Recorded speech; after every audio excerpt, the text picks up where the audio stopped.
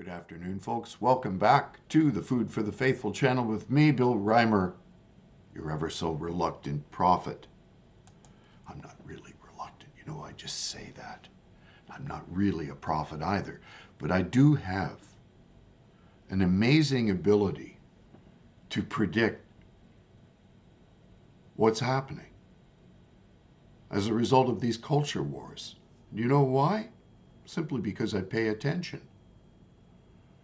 It would be impossible not to predict what was happening, given the fact that the results are so astounding and remarkable, and yet so many don't want to talk about the elephant in the room. But I'm the guy that's going to talk about them. Oh yeah, you better believe I am. I make myself quite annoying, don't I? Have we arrived at the infinity of peak lunacy? Not if we continue doing what we are doing, since the left is a cult based on faith in creating impossible simulacrity. In other words, negate the real to install something fake, then build an entire system of government based on pure fantasy. Hello, Trudeau! All the left wants is to control the behavior of others. You know why? Because their own behavior is totally out of control. If ever we should be in doubt, all we need do is to look to Trudeau and his cabinet for proof that they believe that there are rules for thee that don't apply to me. Let's look at the number of ethics violations by Trudeau and his government. According to Bing AI's research results, the Trudeau government has 4 ethics violations since coming into office. In 2015, these are: in 2017, Trudeau was found to have violated 4 sections of the Conflict of Interest Act for accepting a vacation at the Aga Khan's private island in the Bahamas. 2019, Trudeau was found to have violated 1 section of the Conflict of Interest Act for trying to influence then Justice Minister Jody Wilson-Raybould to overrule a decision not to grant a deferred prosecution agreement to SNC-Lavalin. In 2020, Trudeau faced scrutiny for his government's decision to award a $912 million contract to We Charity, an organization with ties to himself and his family. However, in 2021, Trudeau was cleared of wrongdoing by the Ethics Commissioner because he paid them. No, I just added that.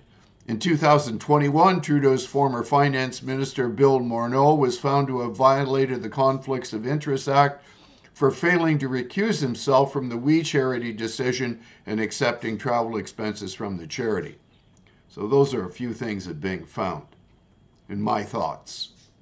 Obviously, these ethics violations have had varying impacts on public opinion and political consequences for the Trudeau government, mostly due to the fact his supporters are deluded and wallow in their delusion like a pig wallows in muck and feces.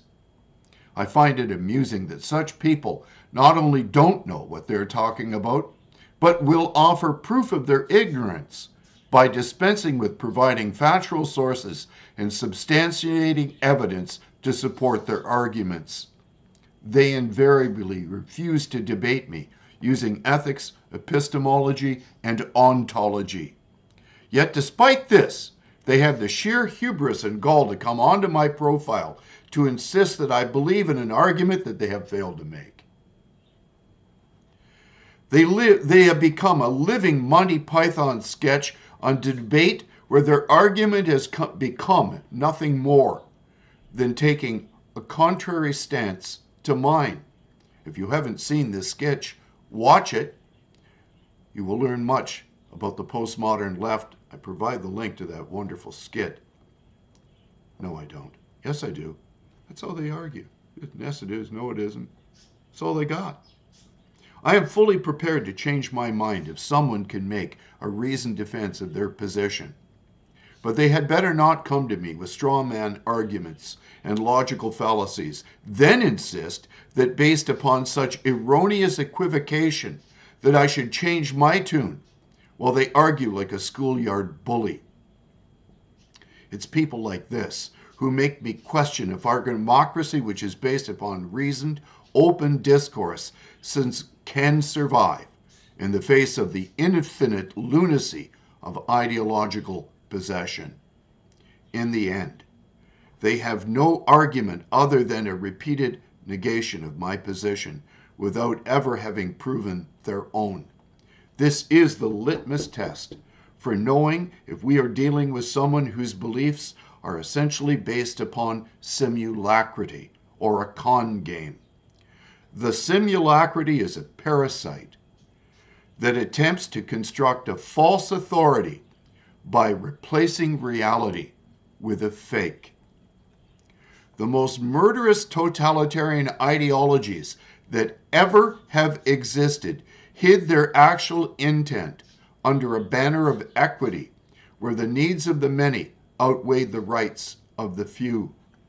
Remarkably, it has always been the case that it was the few who believed this lie that would force their views on the many until by coup or revolution they took hold of the reins of power so that the many could be sacrificed on the altar of the idolatrous statism practiced by the few.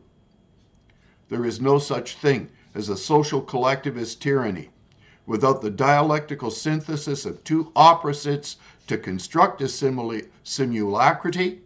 Then the many will be forced to accept upon pain of death should they refuse to swallow the lie or say out loud that it is an impossibility, which is why transgender activist Dylan Mulvaney, central to the Bud Light marketing controversy, was just honored as Woman of the Year by Attitude magazine. Today, the woke left is deep in bed with Islamo-fascism, even though radical Islam calls for the death of anyone identifying as LGBTQIA+. Both ideologies are illiberal and revolutionary. Both seek for an absolute overthrow of our sacred institutions and the civil rights they protect. Both are hostile toward the Western way of life and view our culture as inherently racist. Both cling to a binary, reductionist view of life where there are either believers or unbelievers, oppressors or the oppressed. There is no room left for nuance and complexity in life either. Both are organized around rituals, whether it's taking the knee and shouting "no justice, no peace," or shouting "Allahu Akbar" and praying in the streets. Make no mistake, the cultural left Trudeau represents is allowing Islamo-fascism to flourish, which will undermine our very ability to exist as free people. So again, let us review the legacy of the present government with the Bing AI's help. The Trudeau government is facing several challenges and calls for resignation from various sources.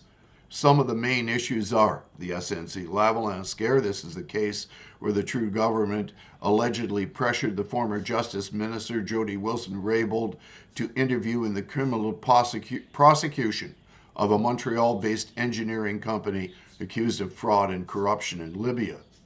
Trudeau has denied any wrongdoing, but the scandal has damaged his reputation and credibility, especially among progressive voters who expected him to uphold the rule of law and ethical standards. The cost of living crisis. The Trudeau government is also under fire for its handling of the rising cost of living in Canada, especially the housing affordability problem. Many Canadians are struggling to find or keep a home, as prices have soared in major cities and supply has not kept up with demand. The government has announced some measures to address the issue, such as a tax on vacant homes owned by foreign investors and a rent-to-own program, but critics say they are too little too late. The foreign interference threat. The Trudeau government also faced criticism for its response to the growing threat of foreign interference in Canada's democracy and sovereignty. The government has been accused of being too soft on China, Russia, and Iran, and failing to protect Canadians from cyber attacks, espionage, and influence campaigns. The Trudeau government has been embroiled in a diplomatic row with Ukraine after a Nazi fighter was honored during the Ukrainian president's visit to Parliament last week. This is obviously grabbing old news sources. It happened more than a week ago. But it is from Bing AI. These challenges have led some opposition leaders, such as former Conservative leader Andrew Scheer, to call for Trudeau's resignation, saying he has lost the moral authority to govern. However, Trudeau has rejected these calls, saying he will continue to lead the Liberal Party in the country until the next election, when he will have destroyed us completely, which is expected to be held in 2024. Actually, the next election I thought was 2025. Maybe Bing has that wrong. Anyway, all the sources from Bing I list in my blog. You have to go to the blog to read it, but the link to the blog is always plugged into the video. As I stated, it's people who support this pathetic semblance of a government who make me question if democracy based upon reasoned, open discourse can survive in the face of the infinite lunacy of ideological possession. Those who still support Trudeau's ruinous reign are supporting a government whose policies are based upon fabrication and unreason. Historically, it has always been the case that it is the few who believe such ideological lies who would force their views on the many so that they could take hold of the reins of power. Once they do, the many were sacrificed on the altar of the idolatrous system of statism practiced by the few. The question remains then, if we, the majority, have the wherewithal to take back the reins of power from ideological revolutionaries to restore peace, order, and good government. Remember, these fools hold to an ideology, the stated intent of which is to destroy our very way of life, our system of limited constitutional government, by rewriting the rule of law. Bear in mind that demographics are destiny.